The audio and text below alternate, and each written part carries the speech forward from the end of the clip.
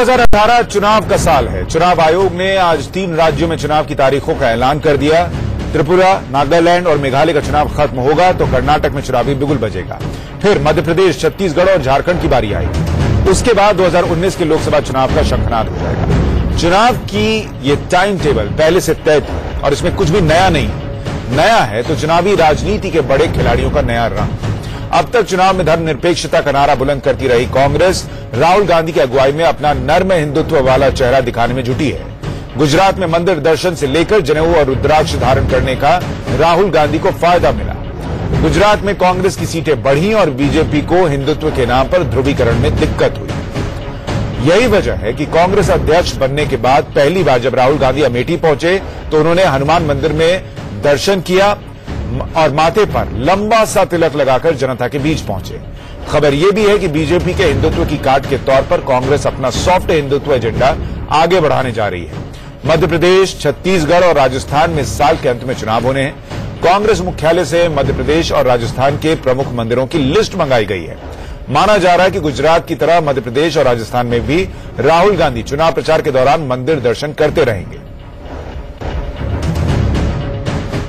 न जाने कितनी बार सोनिया जी चुरुआ के उस हनुमान मंदिर में जो बछरावा की शुरुआत में जहां रायबरेली के लोग आकर स्वागत करते हैं वो गई।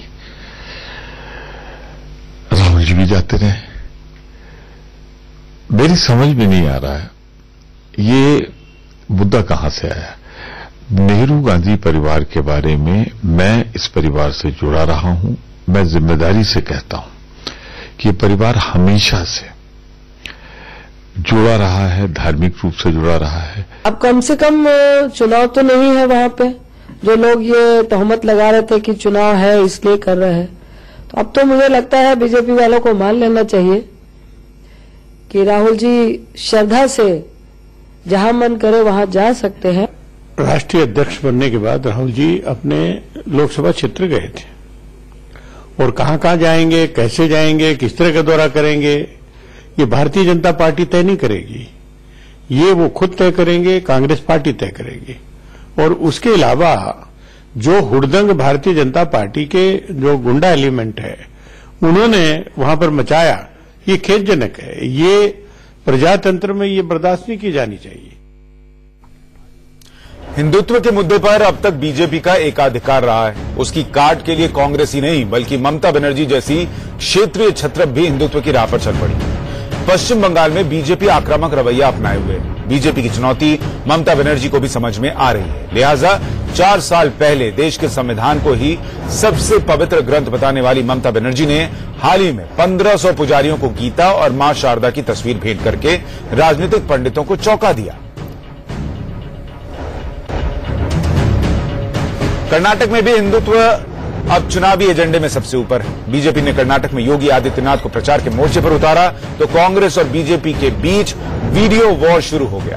कांग्रेस ने योगी पर कटाक्ष किया तो कर्नाटक के सीएम सिद्धारमैया ने खुद को असली हिंदू बताने में देर नहीं लगाई। अब बीजेपी ने वीडियो जारी करके कांग्रेस को हिंदू विरोधी बताया है। बीजेपी गुजरात से लेकर अमेठी तक राहुल गांधी के हिंदूवादी अवतार पर लगातार हमलावर है। और श्री राहुल गांधी जी को जिस रूप में भी कांग्रेसी दिखाना चाहते हैं वह पोस्टर में तो दिखा सकते हैं, लेकिन इस देश की 125 करोड़ जनता उनको कभी भी इस रूप में नहीं देख सकती है। देश जानना चाहता है कि आपके विचार क्या है। एक तरफ तो आप अपने आप को पोस्टर में राम दिखवा रहे हैं और दूसरी तरफ आप कपिल सिब्बल के जरिए 2019 तक राम मंदिर पर फैसला न हो उसकी वकालत भी करवा रहे हैं। और जिस तरह का अपमान मोदी जी का पोस्टर के जरिए किया गया है, इस अपमान का जवाब उत्तर प्रदेश और देश की जनता देगी। कि राहुल जी मंदिर जाके बिल्कुल पूजा करें, कोई मना नहीं करता है, लेकिन बाकी कांग्रेसियों को और अपने मुख्यमंत्रियों को बोलने की जरा हिंदू आतंकवादी नहीं होते हैं। जो हिंदू टेरर, सैफरन टेरर करते हैं, एक तरफ मंदिर जाते हैं, दूसरी तरफ हिंदुओं को आतंकी कहते हैं।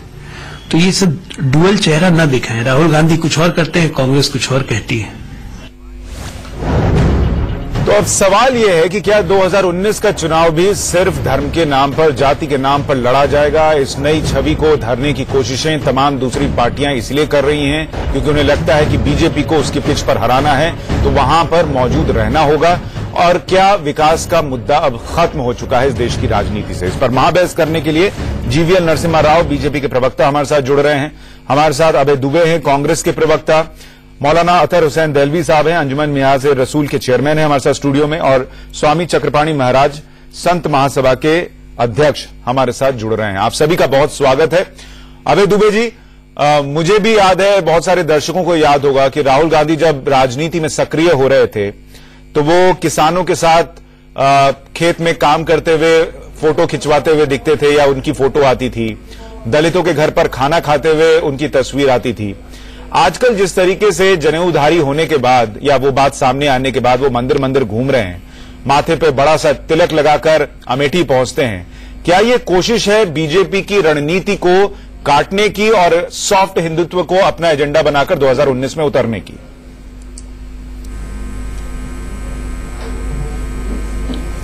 देखिए सुशांत जी, बहुत अच्छी शब्दावली आपने प्रयुक्त की, सॉफ्ट हिंदुत्व। मैं तो हमेशा से कहता रहा हूं कि हिंदू धर्म हमेशा से सहिष्णु धर्म रहा है, जो सभी में सद्भाव की बात करता है। आज से नहीं, गीता के समय से उसमें धर्म के सहअस्तित्व का प्रश्न खड़ा किया गया है। भारतीय जनता पार्टी के हाथ में जो भगवा ध्वज है वो हिंदू धर्म की पताका नहीं है, वो सिर्फ और सिर्फ सत्ता का धर्म जानते हैं। एक प्रश्न आज आप जरूर पूछिएगा भारतीय जनता पार्टी के हमारे विद्वान प्रवक्ता से, योगी जी पता लगाए मेघालय जाने वाले प्रचार के लिए, क्या अपने घोषणा पत्र में गाय के मांस पर, गाय को काटने पर मेघालय में प्रतिबंध लगाने की बात करेंगे? क्योंकि मेघालय की भारतीय जनता पार्टी ने अभी ऑफिशियल प्रेस रिलीज निकाला है कि गाय का मांस हमारे जीतने के बाद सस्ता करने वाले हैं। भारतीय जनता पार्टी से यह प्रश्न पूछिए, क्या भगवा का ध्वज सिर्फ सत्ता के लिए नहीं है? अपने घोषणा पत्र में क्या कहा तोगड़िया जी ने?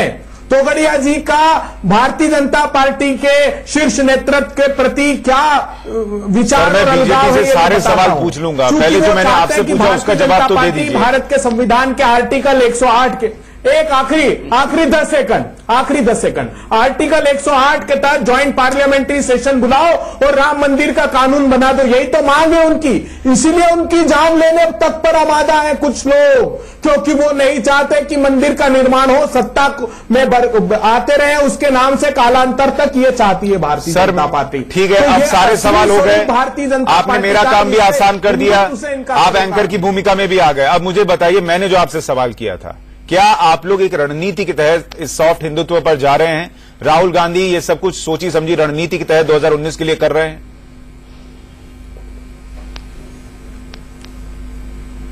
सुशांत जी, 2004 में वैष्णो देवी पैदल चढ़कर राहुल गांधी जी मां वैष्णो देवी के दर्शन करते हैं। अमरनाथ की, केदारनाथ की यात्रा पैदल 16 किलोमीटर चल के करते हैं। अमृतसर जाते हैं तब गुरुद्वारे में आम नागरिकों की तरह लाइन में लगकर लंगर छकते हैं और संकीर्तन करते हैं। तो वो कोई छद्मवेश धारण किए हुए नहीं है। जो सनातनी हिंदू है वो अपने धर्म का आचरण करता है, लेकिन राजनीतिक सत्ता के लिए नहीं। पर राहुल गांधी के पोस्टर जिसमें वो राम दिखे और रावण दिखाया जाए नरेंद्र मोदी को, राम रूपी राहुल गांधी के पोस्टर तो मैंने पहले नहीं देखे थे जो अमेठी में लगे थे। राहुल गांधी अमेठी पहुंचे, सर मैंने वो विजुअल चलाए थे, मंदिर में गए हनुमान मंदिर के, तो पंडित जी ने कहा कि आपकी दादी यहां हर बार आती थी जब वो अमेठी आती थी, लेकिन राहुल गांधी वहां से सांसद होने के बावजूद अब पहुंचे और वहां पर तिलक लगाकर, बड़ा लंबा तिलक लगाकर वो सभाएं कर रहे थे। नहीं, अभी दिखाया मीडिया ने, हमेशा से राहुल गांधी जी जाते रहे, लेकिन मैं इस बात का पक्षधर नहीं हूं कि प्रधानमंत्री जी को इस प्रकार कोई रावण और राम तरीके तरह से निरूपित करे। लेकिन हां, भारतीय जनता पार्टी के लिए जरूर कहता हूं जो तुलसीदास जी ने कहा है। उन्होंने कहा, नाना विधि कही कथा सुहाई, राजनीति भय प्रीत दिखाई। जब रावण ने माता सीता का हरण किया तो राजनीति से, भय से, प्रीत से मां का सत्ता, सीता मां का अपहरण किया। वैसे ही भारतीय जनता पार्टी ने देश की जनता को गुमराह करके राम के नाम पर सत्ता का हरण किया है। अब जनता 19 में फिर से जो माता सीता रूपी सत्ता है उसको प्रतिस्थापित करेगी और सही हाथों में उसकी कमान सौंपी जाएगी। ठीक है, जीवीएल, क्या आप लोगों को इससे कोई दिक्कत होने जा रही है? जिस तरीके से तमाम विपक्षी पार्टियां जो हैं वो अब हिंदू वोट बैंक की तरफ आकर्षित हो रही हैं, उस पर अपनी रणनीति बना रही हैं, क्या बीजेपी को खतरा महसूस हो रहा है? नहीं सुशांत जी, असली और नकली में बहुत फर्क होता है और भारतीय जनता पार्टी का जो भी हमारे जो दृष्टिकोण है, हमारा विचारधारा है, ये उसमें कोई बदलाव नहीं। जब हमारे पार्टी का फाउंडेशन हुआ तब से लेकर हम एक ही भाषा का प्रयोग करते हैं, एक ही विचारधारा है हमारा, कोई दिखावा नहीं है। कांग्रेस पार्टी कभी हिंदुओं को आतंकवादी कहती है और कभी कहती है अपने लायर नेताओं को इस्तेमाल करके मंदिर ना बने उसके लिए षड्यंत्र करते हैं राम मंदिर के खिलाफ, और अपने लॉयर के तहत कोर्ट में ये जीवीएल, मैं माफी चाहूंगा, आपके फ्रेम में कुछ दिक्कत आ गई है, मैं आपके पास लौटता हूं। मौलाना अतर हुसैन दहलवी साहब, ये जो हो रहा है इस वक्त देश में, मंदिर की राजनीति और विकास की तो खैर बात ही नहीं हो रही, क्या ये जो पूरी सियासत है, आपको लग रहा है कि एक वक्त में कहा जाता था कि इस देश में, और प्रधानमंत्री कहते थे कि इस देश में जो संसाधन है उस पर अल्पसंख्यकों का, मुसलमानों का पहला अधिकार है, और अब कोई बात ही नहीं हो रही उस तरफ, सब हिंदुओं को रिझाने की कोशिश कर रहे हैं? देखिए सुशांत, दो चीजें हैं। पहली चीज तो ये कि देश का संविधान सेकुलर है, लेकिन भारत की खूबी यह है कि यहां जो भी सत्ता में पहुंचे वो अपने धर्म का पूरी तरीके से परिपालन करे। इसलिए देश की प्रथम प्रधानमंत्री के साथ पंडित लगाते हुए किसी को मैं समझता हूं संकोच नहीं होता था। और मैं आगे की बात करूं, अभय दुबे जी आज पता नहीं क्यों शर्मा रहे हैं ये कहते हुए, ये उनकी क्या रणनीति है, लेकिन आपको मालूम होना चाहिए कि पहले ही दिन से 47 से लेकर आज तक जितने साल तक कांग्रेस रही, अगर आप देखें जो सरकारी आयोजन होते थे, मैं हमेशा कहता हूं कि गली के यानी फावड़ा चलाने से लेकर और आईएनए को जो है समुद्र में उतारने तक, वहां पवित्र कुरान या और किसी चीज का वो नहीं होता था, वहां पर नारियल भी फोड़ा जाता था, वहां गणेश जी की, और ये मैं समझता हूं कल्चरल हिस्सा था, इसलिए किसी को कोई एतराज नहीं होना चाहिए। राहुल गांधी मंदिर जाएं, प्रधानमंत्री मंदिर जाएं, उस पर मुझको कोई एतराज नहीं। मेरा कहना छलमावलम नहीं होना चाहिए। ना तो भाजपा ये कहे कि राहुल गांधी आज कैसे था आप हिंदू बनते जा रहे हैं, और ना ही कांग्रेस को सिद्ध करने की जरूरत है। देश के लोगों ने, जैसे आपने कहा सुशांत, बड़ी अच्छी बात कही, आम लोगों को विकास के साथ उन चीजों की जरूरत है। जो हमारे बीजेपी प्रवक्ता ने कहा, थोड़ा सा एतराज करते हुए मैं उनसे कहूंगा, आपकी विचारधारा कुछ भी हो, लेकिन यही नरेंद्र मोदी जी थे जब अहमदाबाद हमें फैसला आया कि साहब रोड और इसके आसपास पे जो मंदिर हैं उन मंदिरों को जो वहां से हटाया जाएगा। लाख कोशिश, परवीन भाई तोगड़िया से पहले इख्तिलाफ नरेंद्र मोदी जी का वहीं से शुरू हुआ था, जब वहां से 23 मंदिरों को हटाने की बात हुई थी। तोगड़िया साहब कह रहे थे मंदिर नहीं हटाने चाहिए, लेकिन गुजरात के मुख्यमंत्री रहते हुए वहां से वो तमाम मंदिरों को हटाया गया था। इसी तरीके से महाराष्ट्र के अंदर जो अभी आपको मालूम है, जिस इनके एमपी ने जो वहां से इस्तीफा दिया, उसकी एक बुनियादी वजह यही थी कि 6 ऐसे मंदिर थे जिनके बारे में हाईकोर्ट ने फैसला करा, और वहां कांग्रेस भी खड़ी नहीं, साहब नहीं हटना चाहिए। हमारा कहना है मंदिर, अच्छा सवाल आपने करा जिस पे कोई चर्चा नहीं चाहता। इस देश का हिंदू हो, इस देश का मैं समझता हूं कि अभी तक राजनीति जिसको भाजपा तुष्टीकरण की राजनीति कहती थी, मैं समझता हूं हिंदुओं को जो है वो छलमा विलंब, एक तबका जो है वो मुसलमानों को डरा रहा है और एक तबका हिंदुओं को डरा रहा है। इनकी आबादी बढ़ जाएगी, संसाधनों पर इनका कब्जा हो जाएगा, हमने सब्सिडी खत्म कर दी, हमने तलाक पे बात कर ली है। इस एक तबका ये कह रहा है ये सब, भाई जो कोर्ट निर्णय, मुझको सुशांत आप एक बताइए, तलाक का फैसला आया, कोई एक मुस्लिम संगठन सड़क पे आया, कल सब्सिडी खत्म हुई, आपने भी इस पे शो करा, सब ने कहा जो हो रहा है अच्छा हो रहा है। ये तुष्टीकरण बंद होना चाहिए। यानी जिसके नाम पर संसाधनों का हक उन्होंने कहा था, लेकिन संसाधनों के हक के बावजूद मुसलमान किस हालत में है, या आम दलित, आम कमजोर, आम हिंदू किस हाल में है। एक आखिरी बात सुशांत, इन दोनों से आप पूछिएगा, मेरा कहना है आपका गुजरात मॉडल कहां चला गया जिसके नाम पर आपने चुनाव जीता था। और कांग्रेस से ये पूछना है, पंडित नेहरू या उसके सरदार वल्लभ भाई पटेल या बाद में जिन चीजों पे आपकी आस्था थी, आज आप कह रहे हैं ये कहां जा रही हैं अपने भारत। ये दोनों से सवाल लूंगा। स्वामी चक्रपाणी महाराज, मुझे ये बताइए, एक फिल्मी डायलॉग है, खुश तो बहुत हो गए तुम आज, वही हालत क्या आप लोगों की भी है? जो आप लोगों को पूछते नहीं थे, जो आपके लिए बात नहीं करते थे, आज हर ममता बनर्जी, जिन्होंने जब ये बात हुई कि गीता को जो है वो राष्ट्रीय ग्रंथ घोषित किया जाए तो विरोध किया, उन्होंने कहा कि संविधान जो है वो सबसे बड़ा ग्रंथ है इस देश का, क्योंकि ये देश सेक्युलर है। आज वही जो है वो हर जगह गीता और शॉल बांटती फिर रही हैं पंडितों को, पुजारियों को। देखिए सुशांत जी, एक समय ऐसा भी आया था जब सत्ता में बैठे हुए सरकार इतनी मुस्लिम तुष्टीकरण में मग्न थी कि उनको हिंदुओं का अपमानित करने में ही लगता था कि हमें मुस्लिम वोट बैंक हमें मिल जाएगा, और हिंदुओं को अपमानित करने से पीछे नहीं हटती थी। इसीलिए कोई कभी भगवा आतंकवादी बोलता था, कभी बोलता था कि भगवान राम जो है काल्पनिक चरित्र है, कोई राम को तोड़वाने के लिए फरमान जारी कर देता था। काफी ऐसी चीज हुई जिससे कि निश्चित रूप से प्रतिक्रिया हुई। और आपको बता देना चाहता हूं, आज ये समझ में आ गया सभी पार्टियों को कि मोदी और योगी में ताकत नहीं है, ताकत हिंदुत्व में है। और जो भी हिंदुत्व को अपनाएगा, आज देखो गोरक्षा के लिए पूरे हिंदू मरमाहत है कि गो को मां मानते हैं, लेकिन पहले भी हत्या होती थी और आज भी भारत विश्व का सबसे बड़ा गोमांस निर्यातक देश बना हुआ है। तो कहीं न कहीं लेकिन गोरक्षा हो, इसलिए बीजेपी को लोगों ने पूर्ण बहुमत। लेकिन क्या आप लोगों को इस बात का डर नहीं है क्या? मुझे ये बताइए, आप लोगों को इस बात का डर नहीं है क्या कि जैसे मुसलमानों का इतने सालों तक सिर्फ वोट बैंक के लिए इस्तेमाल हुआ, उनका अगर विकास हुआ होता तो सच्चर कमेटी की रिपोर्ट ने जो कहा वो नहीं कहना पड़ता, वही अब आपका हाल होगा। क्योंकि हर तरफ से आप पर लोग तो आ रहे हैं, लेकिन आपके पास वोट के लिए आ रहे हैं, विकास के लिए नहीं आ रहे। विकास की बात कहां है?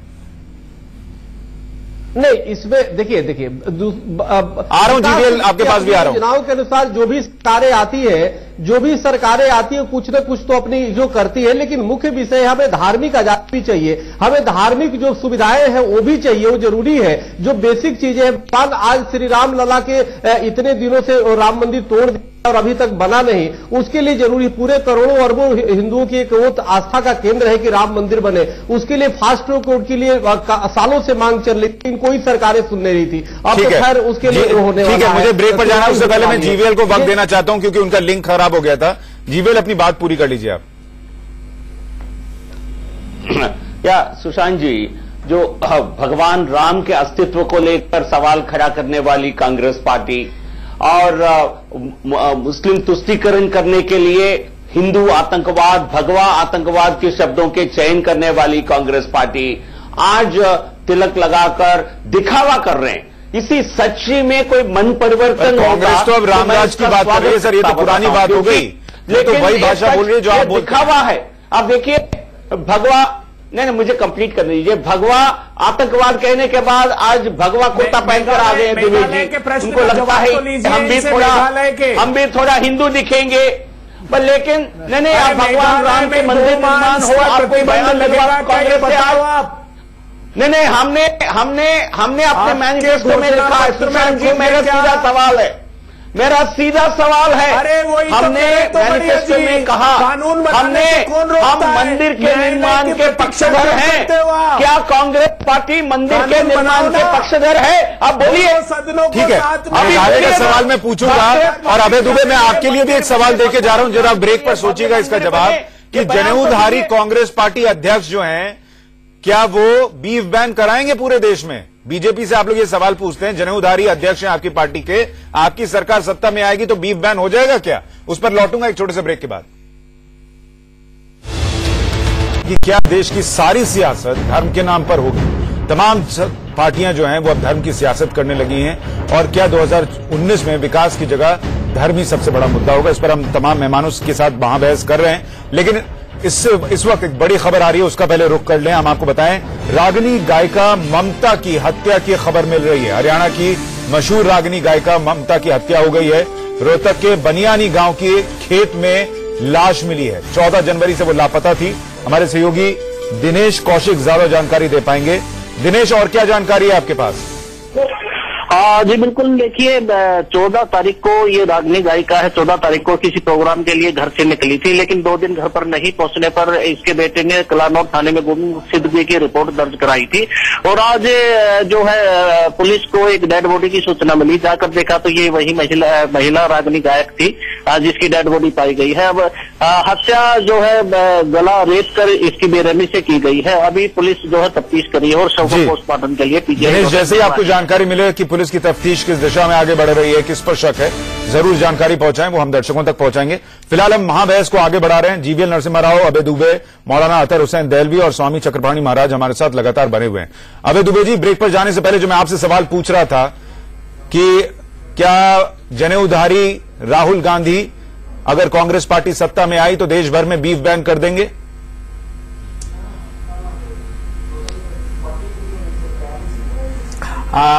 देखिए सुशांत जी, महात्मा गांधी का जो राम राज्य का स्वप्न है, उस आस्था को चरितार्थ करने की भावना कांग्रेस पार्टी रखती है। जो हिंदू धर्म गाय की पूजा का प्रवर्तन करता है, वो धर्म किसी की चौराहे पर नृशंस हत्या की अनुमति नहीं दे सकता। 22 रोटियां नहीं सेकी, लेकिन भारतीय जनता पार्टी के राष्ट्रीय स्वयंसेवक संघ के प्रमुख से लेकर सारे नेता जब भाषणों में जहां के लोग चाहेंगे वहां खाने देंगे, जहां के लोग विरोध करेंगे वहां बैन लगाएंगे। गाय का माल, सुन लीजिए एक मिनट, 10 सेकंड दीजिए, 10 सेकंड दिए। गाय का मांस खाने वाले विदेश चले जाए। जब इनका मंत्री, गृह राज्य मंत्री कहता है कैन समबडी स्टॉप मी, मैं गाय का मांस खाता हूं, और उसी ऑडियो में ये कहता है कि मिजोरम जीसस की भूमि है। जब मैं ये कहता हूं तो हरियाणा को, मध्य प्रदेश को, गुजरात के हिंदुओं को क्या तकलीफ होती है, तब उसके लिए कोई आवाज नहीं उठाता। लेकिन मासूम एक चूंकि मुसलमान है, वो दूध की डेयरी का धंधा करता है, गाय ले जाता है तो मार दिया जाता है। भारतीय जनता पार्टी का हिंदुत्व क्या है ये समझ लीजिए, ये सिर्फ मुसलमान से नफरत दिखा करके अपनी सत्ता पर काबिज होना चाहते हैं। हिंदू ये चाहता है, यही मैं चाहता हूं दर्शक ये गौर करें, पहले कैसे ये समझाया जाता था कि कांग्रेस पार्टी का सेक्युलरिज्म क्या है, अब आप समझा रहे हैं बीजेपी का हिंदुत्व क्या है, ताकि उस वोट बैंक में आप घुस सकें। जीवीएल मुझे बताइए, मेघालय पर अभय दुबे ने सवाल पूछा था, मेघालय में बीफ बैंक करेंगे आप क्या? भारतीय जनता पार्टी ने और त्रिपुरा?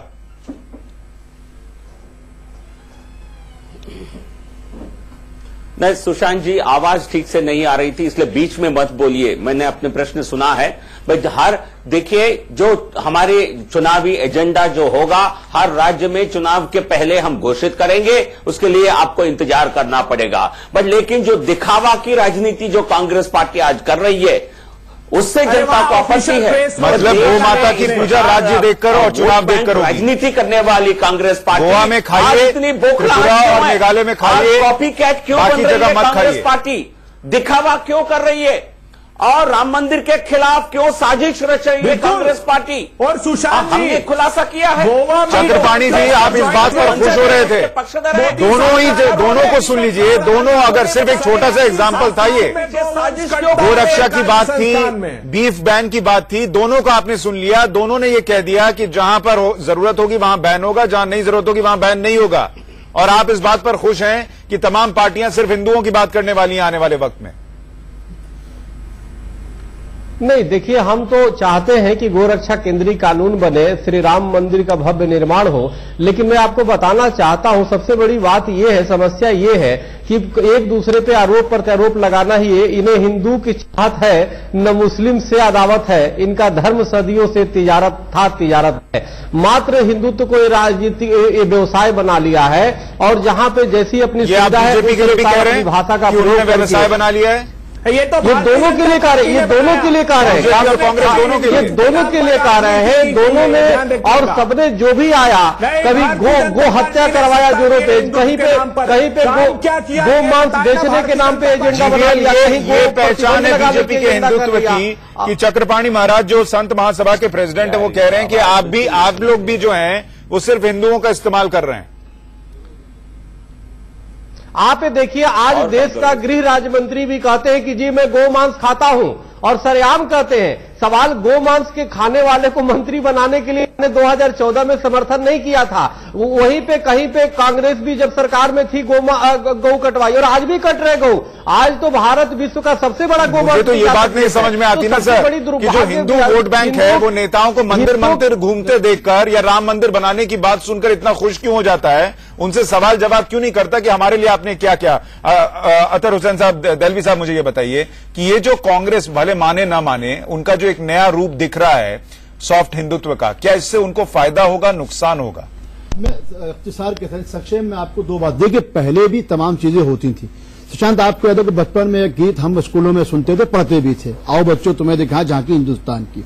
उसमें हर हर महादेव भी होता था, उसमें महाराणा प्रताप और अकबर की लड़ाई को भी दिखाते थे, उसमें शिवाजी, सब चीजें होती थी। लेकिन उस वक्त ये हिंदू मुसलमान का मुद्दा नहीं होता था, ये हमारा ऐतिहासिक और कल्चरल बात होती थी। कांग्रेस सत्ता में थी, दिल्ली के अंदर डीडीए इनके पास होता था। आपको मालूम है, दिल्ली के अंदर कृष्णा नगर, तीरथ नगर, पांडव नगर, राम नगर, जितनी सोसाइटियां डीडीए ने पास करी, वो सब की सब भगवान यानी अलग अलग देवताओं के नाम पे थी। पर मुझको क्यों एतराज नहीं था, क्योंकि ये भारतीय कल्चर के एतबार से आप पेश करते आए थे। आज फसाद क्या हो गया, क्या कांग्रेस या बीजेपी, आज हिंदुत्वता जो है वो इस मोड़ पे लाके आपने खड़ा कर दिया कि जहां मुस्लिम विरोध या मुसलमानों से दूरी दोनों आपको करने पड़ रहे हैं। इसका फायदा या नुकसान किसको होगा? दोनों को नुकसान। इससे सबसे पहला नुकसान तो लोकतंत्र को होगा, जो चक्रपाणी जी कह रहे हैं। दूसरा नुकसान इन दोनों को है। देखिए, मेरा कहना है इस देश का ना तो पूरा हिंदू जो है वो उस तरफ चल रहा है जहां बीजेपी ले जाना चाहती है, ना उस तरफ जाएगा जहां कांग्रेस ले जाना चाहती है। यहां फायदा उन लोगों को हो जाए जो कट्टरवाद को इंतहा पे ले जाना चाहते हैं, एक फायदा उनको होगा। मतलब कर्नाटका है, कर्नाटका के अंदर मुझको नहीं मालूम अभय दुबे जी या योगी जी को भेज के, भाई मॉडल आपके पास गुजरात का है, आपको तो गुजरात के मुख्यमंत्री को हर जगह इंट्रोड्यूस कराना चाहिए कि इसी मॉडल के नाम पर हम भले कम सीटों पे आए लेकिन हम आए हैं। लेकिन दोनों पार्टियां जो है ये जिस आग में खेल रही, इस आग की चिंगारी से लोकतंत्र भी, कट्टरवाद को इजाफा मिलेगा और साथ साथ हिंदू और मुसलमानों के बीच की जो खाई है ये लगातार बढ़ती रहेगी। जीवीएल, अब आप सुन पा रहे हो और आपने बहुत सारे लोगों के रिएक्शन सुने। एक मिनट, अभय दुबे जी आ रहा हूं, उनको वक्त कम मिल पाया है। अभय दुबे जी, उनको वक्त कम मिल पाया है क्योंकि उनके लिंक में समस्या है। जीवीएल अपनी बात कहिए। जी जी, ठीक है ठीक है ठीक है। देखिए, दहलवी जी को तब लोकतंत्र की खतरा दिखना चाहिए था जब धर्म के नाम पर वोट बैंक राजनीति करते रहे और मुस्लिम समाज का विकास पर कोई ध्यान न दिया हो। 90% गर्ल्स, मुस्लिम गर्ल्स स्कूल से ड्रॉप आउट होते हैं, उसकी दहलवी जी की चिंता नहीं हुई।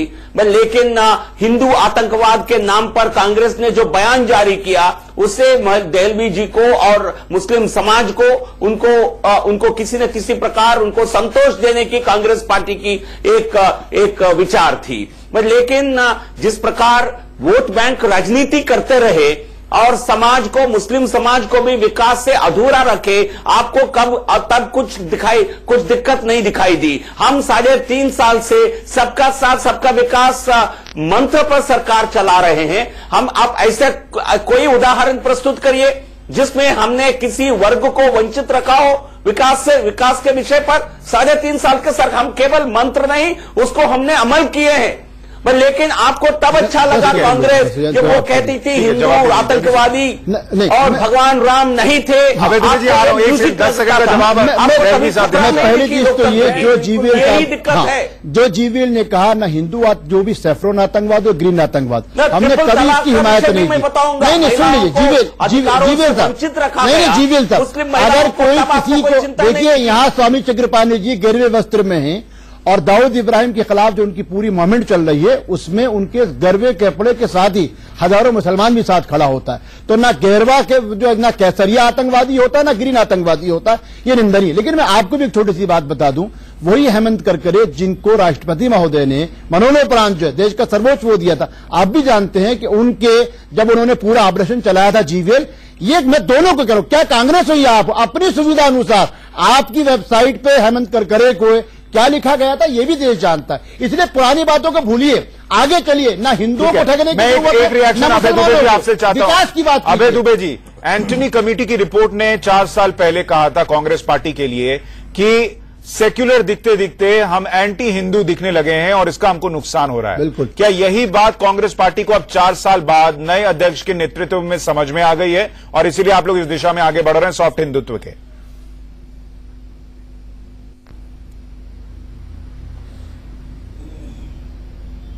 अभय दुबे जी की आवाज नहीं आ पा रही है। जीवीएल, छोटा सा जवाब इस पर अगर आप दे सकें कि क्या यही रणनीति है कांग्रेस की और क्या इससे आपको नुकसान होगा?